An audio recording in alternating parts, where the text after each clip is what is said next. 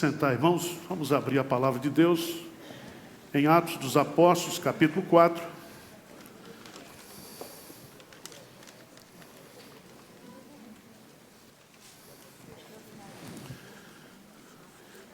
Eu quero falar nesta manhã com vocês como a igreja e como nós cristãos devemos reagir diante da perseguição do mundo. Essa semana, o glorioso presidente da Bolívia, Evo Morales, conseguiu aprovar no bojo de um código uma lei proibindo os crentes de falar de Jesus. Aqui no Brasil, no estado de São Paulo, por exemplo, nós não podemos mais distribuir a Bíblia nas escolas. O trabalho dos Gideões tem sido feito nas portas, porque não se pode mais distribuir a palavra. E se você não distribui a Bíblia na escola, vai terminar distribuindo no presídio. Porque a Bíblia faz a nação.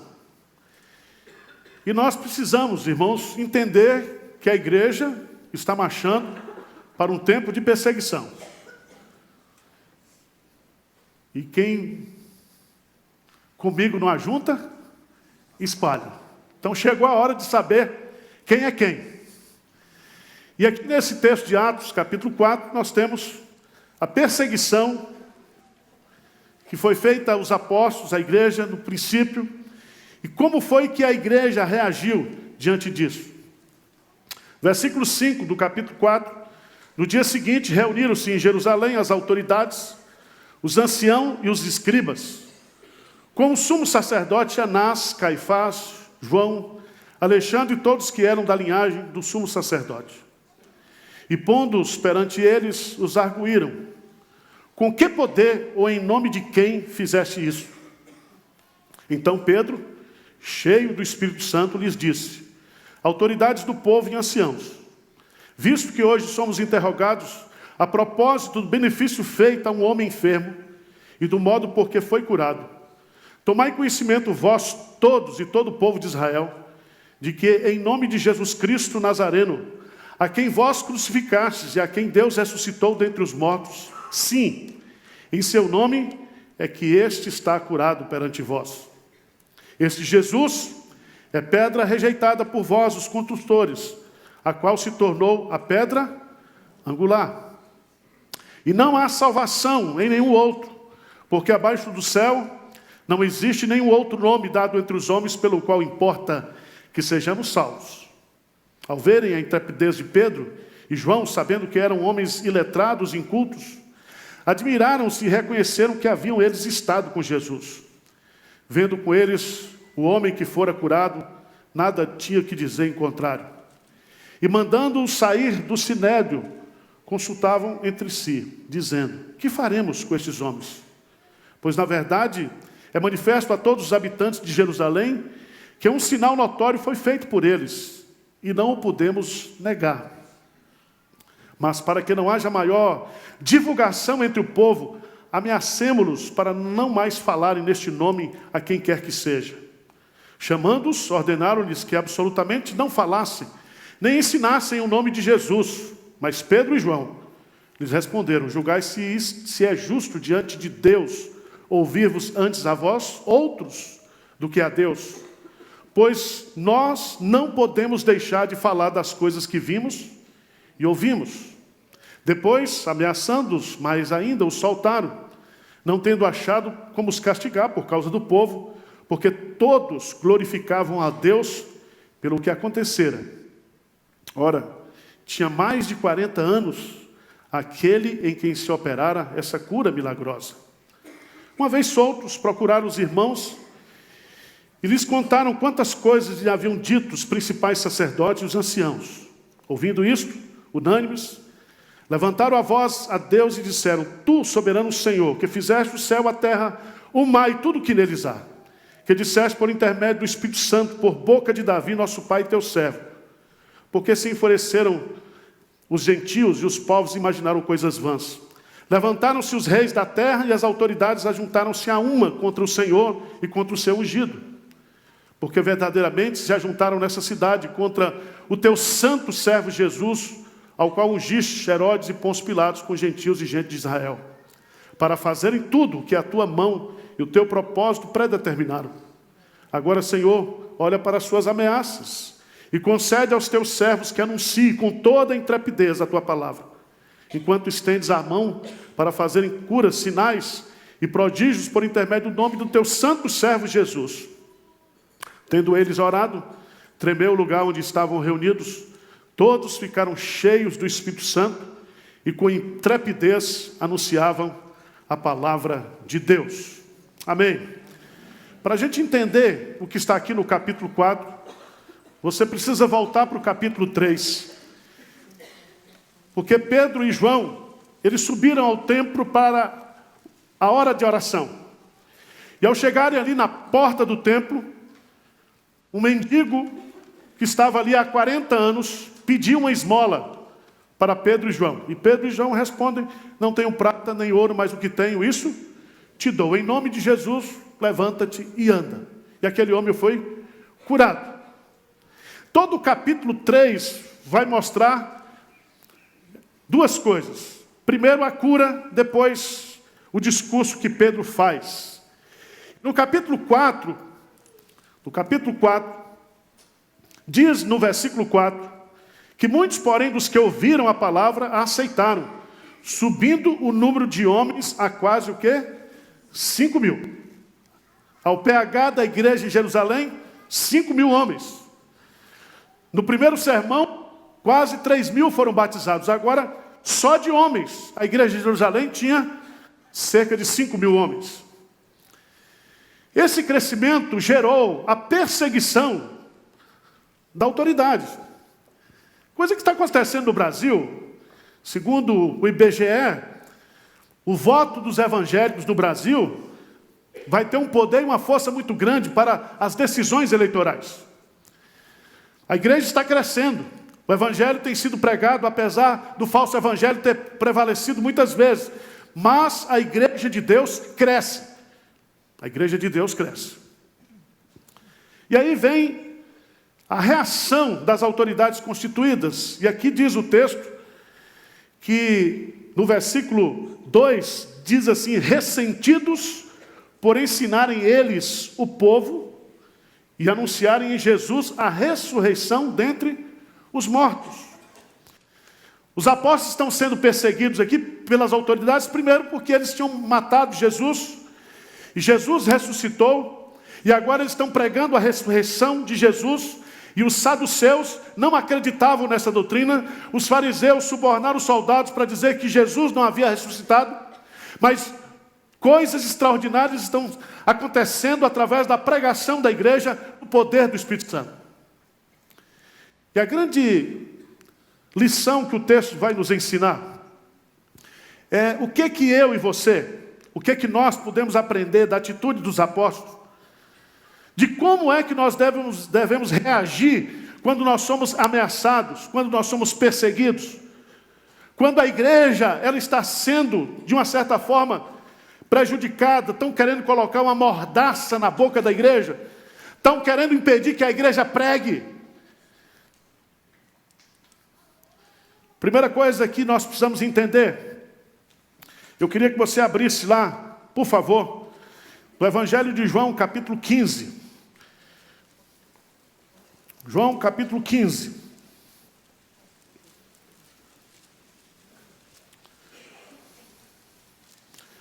Versículo 18 em diante. Jesus vai dizer algo que nós temos que ter sempre em mente. Sempre em mente. O que ele diz aí? Se o mundo vos odeia, sabei que primeiro que a vós outros, me odiou a mim. Se vós fosseis do mundo, o mundo amaria o que era seu.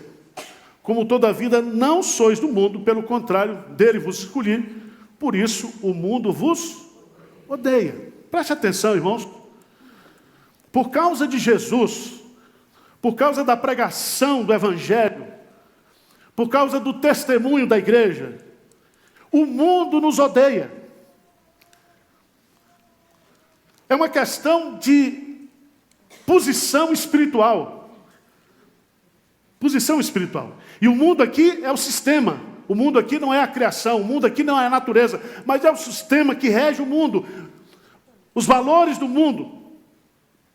Então você pode ter certeza que a imprensa não vai fazer nenhuma propaganda em benefício da igreja. Você pode ter certeza que a imprensa mundana não vai divulgar, ou vai divulgar com alegria, os problemas, os defeitos, os percalços da igreja. Você pode ter certeza disso. Existe um ódio. E a Bíblia fala que esse ódio, ele se expressa através da figura daquele que vem somente para matar, roubar e destruir.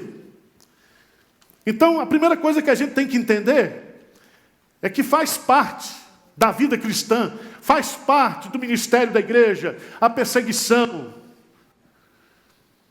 as ameaças. Tá certo? Então, aqueles que querem viver piedosamente em Cristo sofrerão o quê? Perseguições.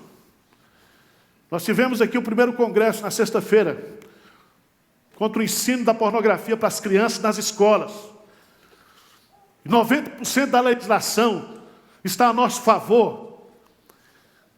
Desde o Código da Criança e do Adolescente, desde a nossa Constituição.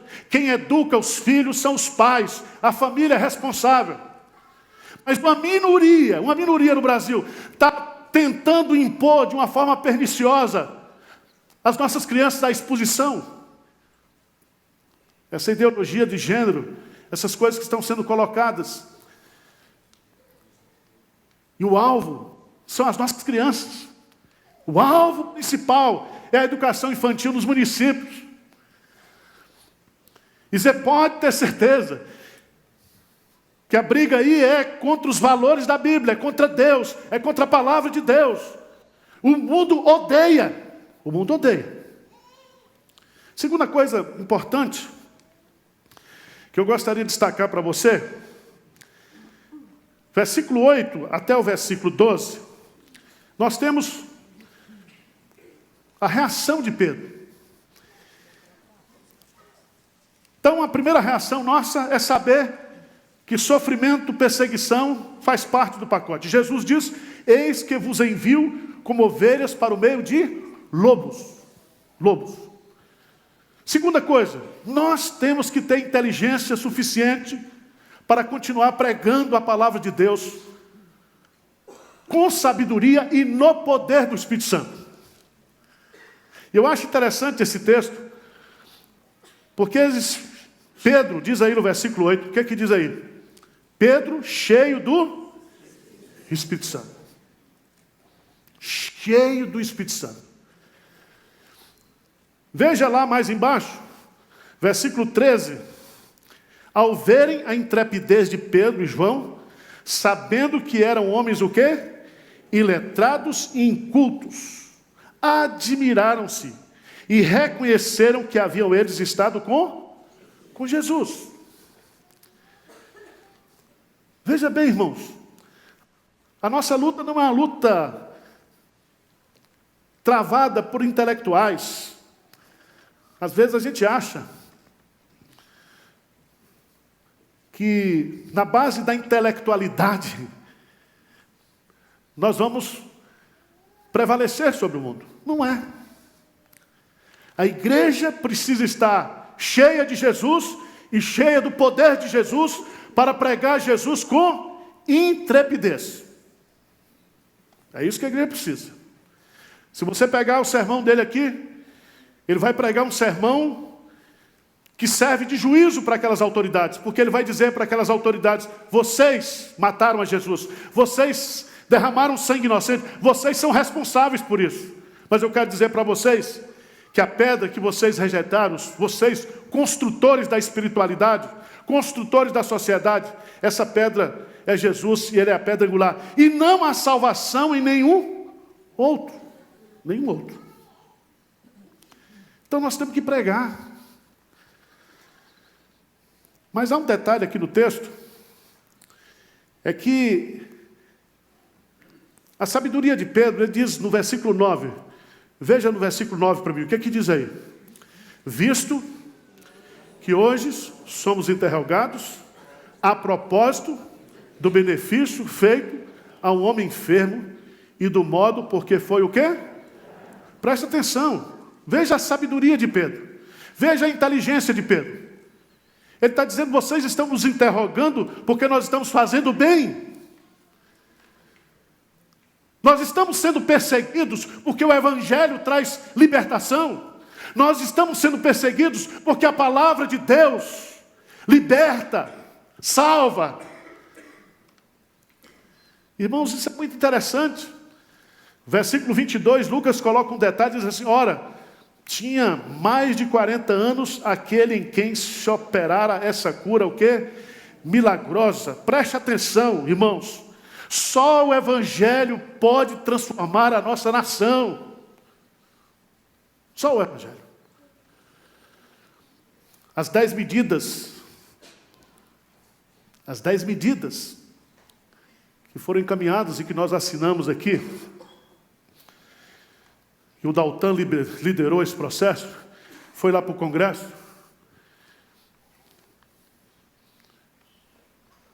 Tem um erro teológico muito grave. Eu não quis discutir isso ontem, conversando com o Guilherme Shelby, antes de ontem, ele falou, é isso aí. Porque o Ministério Público está partindo do princípio de que o pecado está no sistema. E se nós mudarmos o sistema,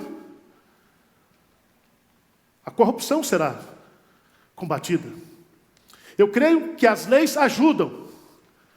Mas se não houver mudança no caráter, se não houver mudança na educação, na formação, isso quem dá é a família. Esses valores são dados no ambiente familiar. Nós não teremos mudanças significativas no nosso país, irmãos. Só o Evangelho. Só o Evangelho. Terceiro lugar, como reagir diante das ameaças e perseguições, entendendo que isso faz parte da vida cristã, pregando no poder do Espírito Santo e com sabedoria a Jesus Cristo.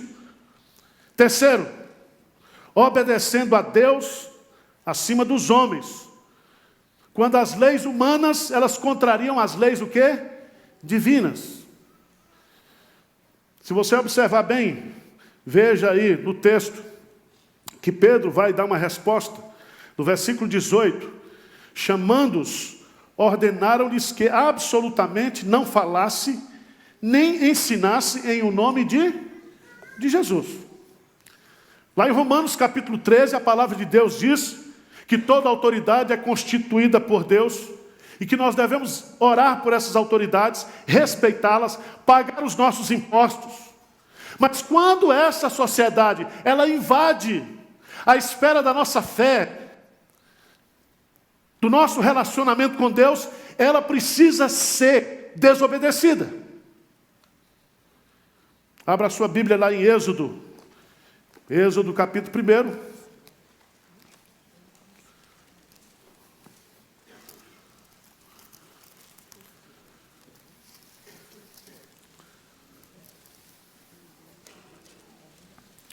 Diz o texto sagrado, Êxodo capítulo 1, o rei do Egito ordenou as parteiras hebreias, das quais uma se chamava Sifrá e outra Puá, dizendo, quando servirdes de parteira às hebreias, examinai, se for filho, matai-o, mas se for filha, que viva. As parteiras, porém, temeram a Deus e não fizeram como lhes ordenara o rei do Egito. Antes deixaram viver o quê? Os meninos. Então, se a lei brasileira que está aí, sendo discutida, e a mídia defendendo toda semana, a Folha de São Paulo coloca aí uma mensagem dizendo que 30% da população já está apoiando o aborto. Nós vamos aceitar isso? Nós vamos começar a praticar dentro da igreja o aborto? É isso vontade de Deus? É isso querer de Deus? Irmãos, nós estamos... Nós precisamos ter esse discernimento, porque isso vem dos nossos pais, dos nossos reformadores. O Evangelho está para mudar a sociedade. O Evangelho é a consciência, a igreja é a consciência do Estado. Nós temos que firmar valores e estacas neste momento. Ele diz aqui, e eu chamo a sua atenção para Daniel, capítulo 6 também, quando Daniel vem o decreto do rei.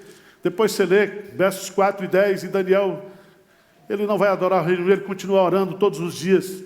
E é tão interessante porque vários reis, vários impérios passaram, mas Daniel continuou firme, porque ele estava ali como servo de Deus, para ser a consciência do Estado, para dar testemunho para o Estado.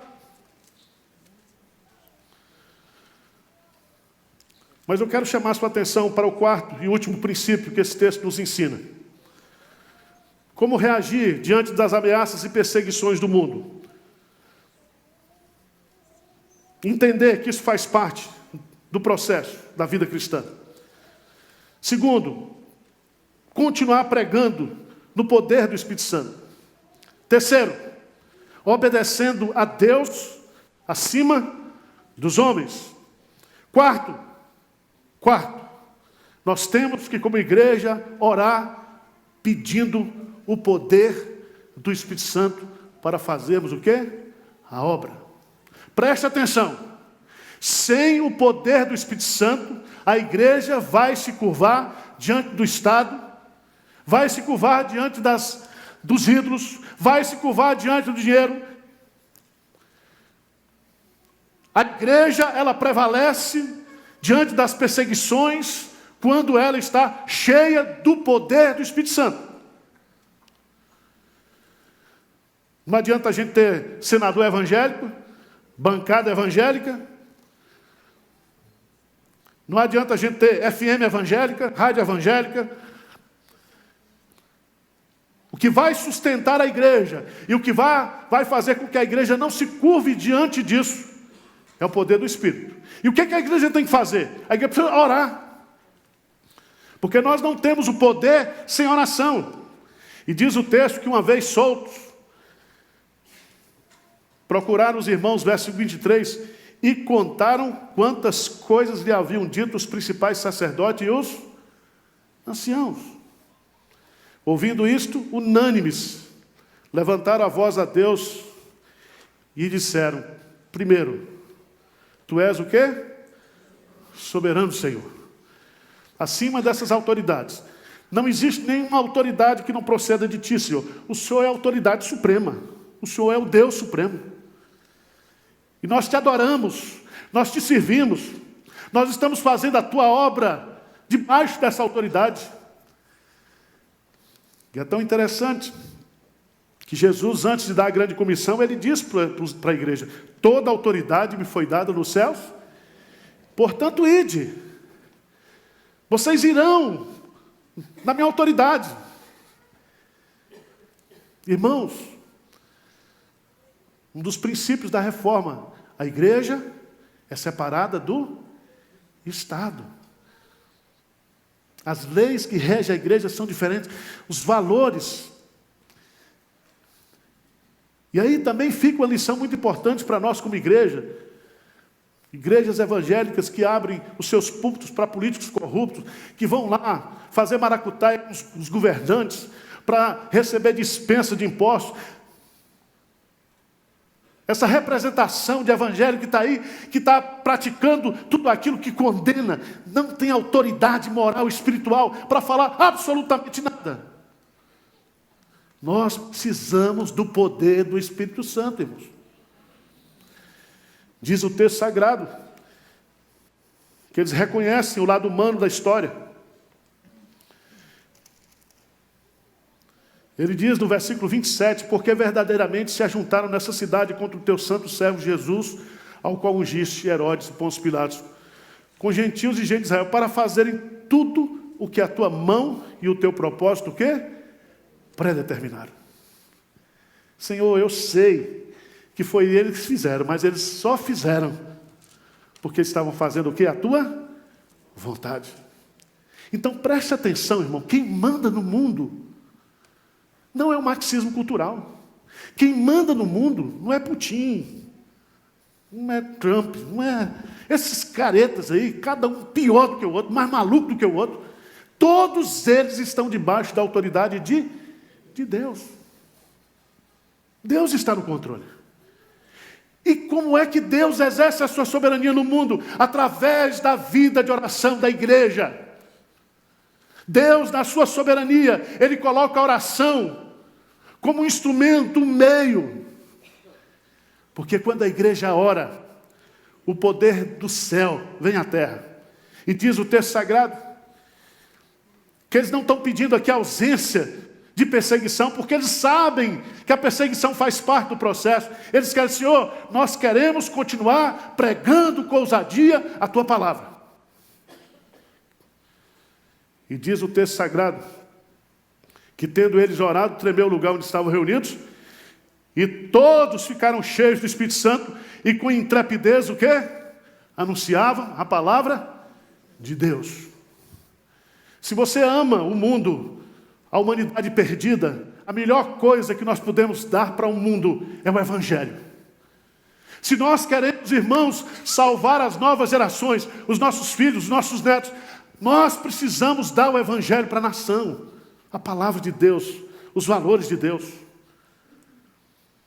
E Deus está conosco nesse negócio. Deus está conosco. Então eu queria desafiar a igreja. Nós estamos convocando a igreja essa semana para orar. Toda a igreja, toda a liderança da igreja. Vamos ter o culto todos os dias, das 6h15 às 7h15 da manhã. 6h30 às 7h15. Todos os dias, segunda, terça, mesmo no feriado. Nós vamos ter nos quartéis, os PMs de Cristo estarão fazendo uma vigília de 24 horas. Porque dia 25 é o aniversário da nossa cidade. E é aqui que nós amamos, é aqui que nós vivemos. E nós vamos trabalhar para melhorar essa cidade, pregando o Evangelho, ensinando o Evangelho, vivendo o Evangelho, testemunhando o Evangelho, e com a graça de Deus, sem vender a nossa alma, sem abrir mão dos nossos valores. E Deus vai produzir transformação. Amém? Deus vai produzir. Eu queria desafiar você, à noite, se você não pode vir pela manhã, todas as noites, segunda a sexta, das 8 às 9h30, estaremos orando aqui para que Deus dirija a nossa igreja. Deus conduza o conselho dessa igreja para fazer a vontade de Deus. Nós não queremos dar nenhum passo sem a convicção e sem a certeza de que esta é a vontade de Deus para a nossa igreja. Amém? Que Deus abençoe você. Que você entenda que nós estamos caminhando para um momento decisivo da nossa fé cristã. Amém?